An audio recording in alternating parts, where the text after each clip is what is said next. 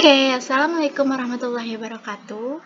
Perkenalkan, nama saya Alivia Rizka Pindah dengan NIM 20042228 dari jurusan Ilmu Administrasi Negara, Fakultas Ilmu Sosial, Universitas Negeri Padang. Baiklah, di sini saya akan menjelaskan bagaimana listing program baris per baris dari bahan ajar modul array dimensi 2. Baiklah, di sini saya akan menjelaskan bagaimana listing program baris per barisnya. Oke, langsung saja. Di sini kita lihat pada baris pertama dan kedua itu ada yang namanya file header. File header dalam bahasa C adalah sebuah file yang berisi deklarasi untuk berbagai fungsi yang dibutuhkan oleh program, baik itu standar input, output, maupun bisa sebagai sinteks. Nah, jadi di sini dalam baris 1 dan 2 ini terdapat file header yaitu include stdio dan baris kedua yaitu include string. Nah, seperti yang kita ketahui ada banyak file header yang kita pelajari seperti include iostream, include conio. Nah, kenapa di sini saya menggunakan include string? Karena include string ini memiliki fungsi untuk menangani pemrosesan string atau substring. Nah, itulah ya. Nah, pada baris ketiga itu ada fungsi main. Nah, fungsi main ini adalah fungsi utama dari sebuah kode bahasa C. Fungsi ini memberikan nilai balik menurut tipe datanya. Dan karena memiliki nilai balik, maka diberikan perintah return nilai. Nah, dari yang kita pelajari, fungsi main selalu diiringi dan disertakan dengan tanda kurung. Tanda kurung seperti ini. Harus ya. Nah, lalu pada baris keempat yaitu ada tanda kurung kurawal. Pada baris kelima yaitu adalah fungsi struct. Nah, fungsi struct ini adalah tipe data bentukan yang terdiri dari kumpulan tipe data lain. Nah, fungsi ini mirip seperti array, tapi fungsi struct ini bisa menampung lebih dari satu jenis tipe data. Nah, seperti yang kita lihat di sini, yaitu struct data tanggal. Nah, di sini kita dapat melihat yaitu ada dua tanda garis miring, lalu definisi tipe data tanggal. Nah, di sini baris ini yang biru ini itu berfungsi menjelaskan bagaimana program yang akan berjalan nantinya. Kalau ini tidak dipakai, ini kita hapus, boleh juga, tapi ini boleh dipakai atau tidak. Tidak harus yang memakai fungsi seperti ini atau penjelasan seperti ini ya. Nah, pada baris ke-6 yaitu ada fungsi tanda kurung kurawal lagi. Kita buka lagi kurung kurawal. Nah, selanjutnya kita akan memasukkan angka kita menggunakan yaitu fungsi int. Nah, di sini kita bisa lihat ini int tanggal, int bulan, int tahun. Nah, itu kan tanggal, bulan, dan tahun itu berupa angka-angka. Jadi kita memasukkan fungsinya dengan menggunakan fungsi int atau integer. Nah, pada baris ke-9 lalu kita tutup lagi kurung kurawal yang berada pada baris ke-6, kita tutup pada baris ke-9 dengan kurung kurawal lagi. Pada baris ke-10, seperti yang kita ketahui tadi, di sini ada fungsi struct, yaitu adalah tipe data bentukan yang terdiri dari kumpulan tipe data lain. Nah, di sini kan tadi pada baris ke-5 itu data tanggal. Nah, pada baris ke-10 kita memasukkan lagi data berupa data rekan. Nah, pada baris ke-11 itu kita membuka kurung kurawal lagi. Nah, di sini kita ketahui atau kita bisa lihat itu char nama. Nah, di sini kita akan memasukkan nama dengan nama-nama itu berupa huruf, jadi kita menggunakan fungsi char. Nah, fungsi char ini fungsinya untuk memasukkan program atau yang di-outputkan nanti adalah berupa huruf.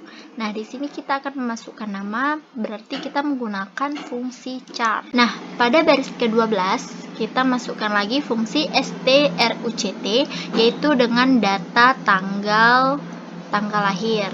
Nah, pada baris ke-13 lalu kita gunakan lagi kurung kurawal sebagai penutup pada kurung kurawal baris ke-11.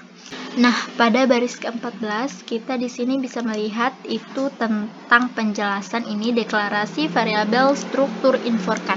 Ini sebagai penjelasan saja, boleh dipakai ataupun boleh tidak. Pada baris ke-15 di sini ada struct lagi dengan data rekan inforkan. Nah, pada baris ke-16 penjelasan lagi. Pada baris ke-17 yaitu ada fungsi strcpy. Fungsi ini bisa dipakai untuk mengcopy sebuah string ke dalam string lain atau sebuah string ke dalam variabel. Dalam bahasa C, fungsi strcpy ini adalah sebuah fungsi atau function. Nah, di sini kita fungsi strcpy ini butuh dua nilai atau dalam istilah programming butuh dua buah argumen. Nah, di sini kita masukkan fungsi strcpy dengan info, rekan, nama, lalu kita ketikkan dalam tanda kutip yaitu dengan nama Aurora.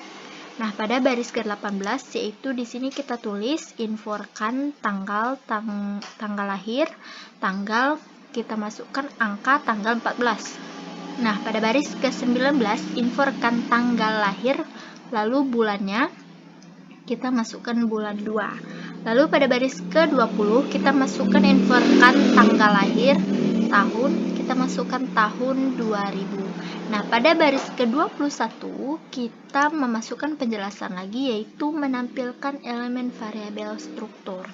Pada baris ke-22 yaitu di sini ada yang namanya fungsi printf. Nah, fungsi printf ini yaitu berfungsi sebagai menampilkan ke layar output yang nantinya. Di sini fungsi printf ini menampilkan output atau setelah di run nanti dia akan tampil seperti nama, lalu tanggal lahir dan tahun, bulan, itu nanti akan ditampilkan ke output nantinya. Pada baris ke-23 printf juga yaitu tanggal lahir. Lalu pada baris ke-24 kita masukkan lagi inforkan tanggal lahir, tanggal, inforkan tanggal lahir, bulan, inforkan tanggal lahir dan tahun. Nah, pada baris ke-26 kita menutup kurung kurawal lagi dengan mengakhiri semua listing program ini. Nah, setelah kita menjalankan listing programnya, lalu kita compile. Nah, di sini kita bisa lihat errornya 0, lalu kita run. Nah, akan muncul di layar output seperti ini, yaitu nama Aurora, tanggal lahir, tanggal 14 bulan 2 tahun 2000. Nah, itulah yang dapat saya sampaikan dari penjelasan array dimensi 2 pada nomor 3. Sekian dan terima kasih atas perhatiannya. Oke, baiklah, saya akan melanjutkan bagaimana listing program baris per baris dari bahan ajar modul array dimensi 2 pada nomor 4. Baiklah, langsung saja. Nah, di sini saya akan menjelaskan baris per barisnya dari listing program pada nomor 4 di modul array dimensi 2 ini. Nah, pada baris pertama, di sini kita sebut sebagai file header. File header ini juga artinya sebagai kepala dari listing program. Nah, pada baris pertama di sini kita bisa lihat yaitu ada include stdio. Nah, di sini ini disebut juga sebagai file header Nah, file header ini adalah sebuah file yang berisi deklarasi untuk berbagai fungsi yang dibutuhkan oleh program. Nah, secara garis besar, file header ini sendiri juga dapat memberikan sebuah fitur atau fungsi tertentu yang terdapat di sebuah library dan dapat kita gunakan di program bahasa C kita. Seperti yang kita ketahui, ada banyak file header yang kita pelajari seperti include stdio, include string, include iostream, include assert, include complex, dan banyak lagi. Nah, pada baris kedua yaitu di sini ada fungsi main. Fungsi main adalah fungsi utama dari sebuah kode bahasa C. Fungsi ini memberikan nilai balik menurut tipe datanya. Nah, seperti yang kita pelajari, fungsi main selalu dan harus disertakan dengan tanda kurung. Pada baris ketiga, yaitu di sini ada tanda kurung kurawal. Nah, pada baris keempat, yaitu ada fungsi struct. Nah, fungsi ini adalah tipe data bentukan yang terdiri dari kumpulan tipe data lain. Nah, fungsi struct ini mirip seperti array, tapi struct ini bisa menampung lebih dari satu jenis tipe data. Nah, di sini seperti yang kita lihat, ini ada struct zodiac.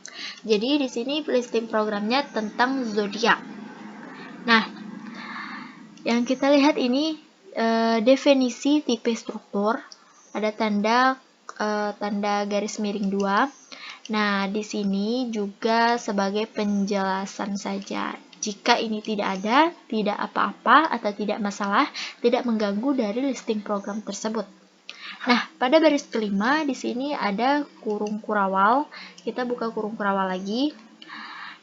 Nah, pada baris keenam yaitu ada fungsi char nama.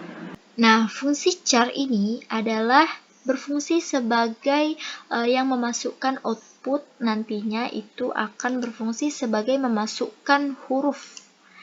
Nah, di sini yang kita ketahui di sini kan ada nama, lalu kita menggunakan itu fungsi char.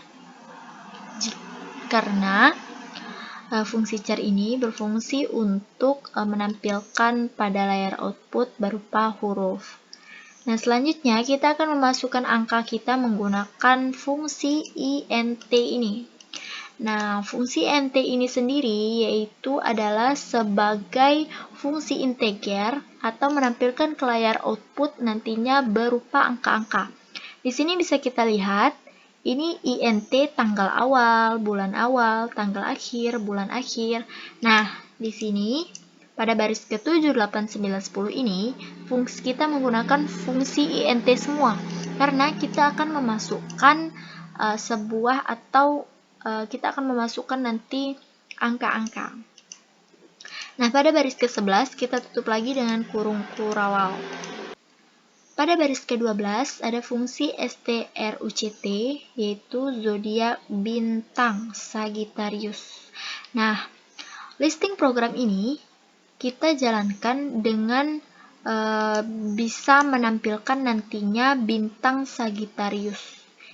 Jadi listing program ini berkenaan dengan bintang atau zodiak Sagittarius. Nah, pada baris ke-13 di sini ada penjelasan lagi, yaitu inisialisasi.